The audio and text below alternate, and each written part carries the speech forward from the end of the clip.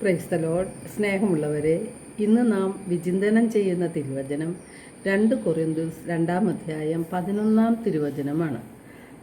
ഇത് സാത്താൻ നമ്മെ കബളിപ്പിക്കാതിരിക്കാൻ വേണ്ടിയാണ്. അവൻ്റെ തന്ത്രങ്ങളെപ്പറ്റി നാം അജ്ഞരല്ലല്ലോ. വിശുദ്ധ പൗലോസ്ലീഹ പറയുന്നത്, പല തന്ത്രങ്ങളുമായി സാത്താൻ നമ്മെ സമീപിക്കുകയും നമ്മെ കബളിപ്പിക്കുകയും ചെയ്യും. 1 പത്രോസ് 5:8 തിരുവചനം പറയുന്നു, നിങ്ങളുടെ ശത്രുവായ പിശാച് അലറുന്ന സിംഹത്തെ പോലെ ആരെ വിഴുങ്ങണം എന്നന്വേഷിച്ചുകൊണ്ട് ചുറ്റി നടക്കുന്നു. അപ്പം നമ്മെ നശിപ്പിക്കാനായിട്ടാണ് സാത്താൻ വരുന്നത്. അവൻ അലറുന്ന സിംഹത്തെ പോലെയാണ് നമ്മെ കെണികളിൽ വീഴ്ത്താൻ ശ്രമിക്കുന്നത്. പലപ്പോഴും അവൻ്റെ കെണികൾ നാം അറിയുന്നില്ല. സാത്താൻ്റെ ഏറ്റവും വലിയ തന്ത്രം നമ്മെ ദൈവത്തിൽ നിന്നും അകറ്റുകയാണ്. അതിനായി നമ്മെക്കൊണ്ട് അവൻ പാപം ചെയ്യിക്കുകയാണ്.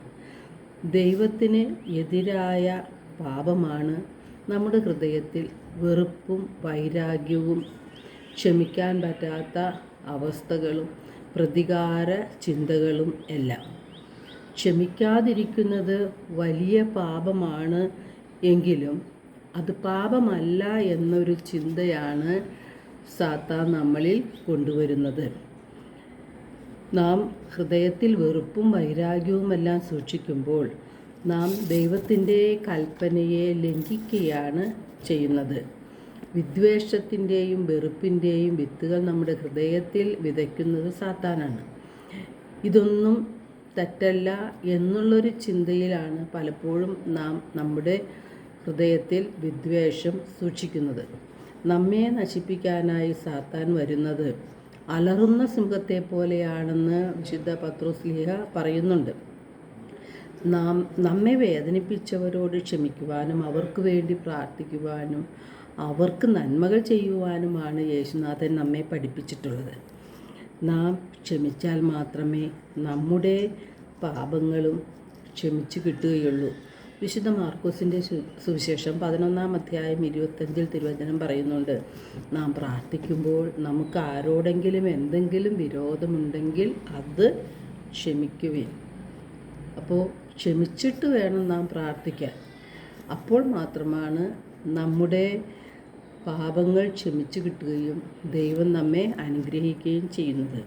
നാം തെറ്റുകളിലും സാത്താൻ്റെ കെണിയിലും വീഴുന്നതിന് ഒരു കാരണം നമുക്ക് വിശുദ്ധ ലിഖിതങ്ങളോ ദൈവത്തിൻ്റെ ശക്തിയോ അറിയാത്തത് കൊണ്ടാണ്. ദൈവത്തിനെതിരെ പാപം ചെയ്യാതിരിക്കണമെങ്കിൽ ദൈവത്തിൻ്റെ വചനം നാം ഹൃദയത്തിൽ സൂക്ഷിക്കുകയും അതനുസരിച്ച് നമ്മുടെ ജീവിതത്തെ ക്രമപ്പെടുത്തുകയുമാണ് നാം ചെയ്യേണ്ടത്. അപ്പോൾ മാത്രമേ സാത്താൻ നമ്മളിൽ നിന്ന് അകന്നു പോവുകയുള്ളൂ. പല വിധത്തിലുള്ള തന്ത്രങ്ങളും അവൻ നമ്മെ കെണിയിൽ വീഴ്ത്താനായിട്ട് ഉപയോഗിക്കുന്നുണ്ട്. പള്ളിയിൽ പോയാലും പ്രാർത്ഥിച്ചാലും അതുപോലെ ജപമാല ചൊല്ലിയാലും നമുക്ക് സ്വർഗത്തിൽ കയറിപ്പറ്റാം എന്നൊരു ചിന്ത തരുന്നത് അവനാണ്. ഹൃദയത്തിൽ നിന്ന് വെറുപ്പും വൈരാഗ്യവും വിദ്വേഷവും മാറ്റുവാൻ സാത്താൻ സമ്മതിക്കില്ല. എങ്കിൽ മാത്രമേ നമ്മുടെ ആത്മാവിനെ സാത്താൻ്റേതാക്കി മാറ്റുവാൻ സാധിക്കുകയുള്ളൂ. അപ്പോൾ നാം വിവേകത്തോടെ നമ്മുടെ അനുദിന ജീവിതത്തിൽ യേശുനാഥൻ കാണിച്ചു തന്ന പാതയിലൂടെ സഞ്ചരിക്കുമ്പോഴാണ് നാം നിത്യരക്ഷ പ്രാപിക്കുന്നത്. എല്ലാവർക്കും നല്ലൊരു ദിനം ആശംസിക്കുന്നു. ദൈവം നമ്മെ ഓരോരുത്തരെയും സമൃദ്ധമായി അനുഗ്രഹിക്കട്ടെ.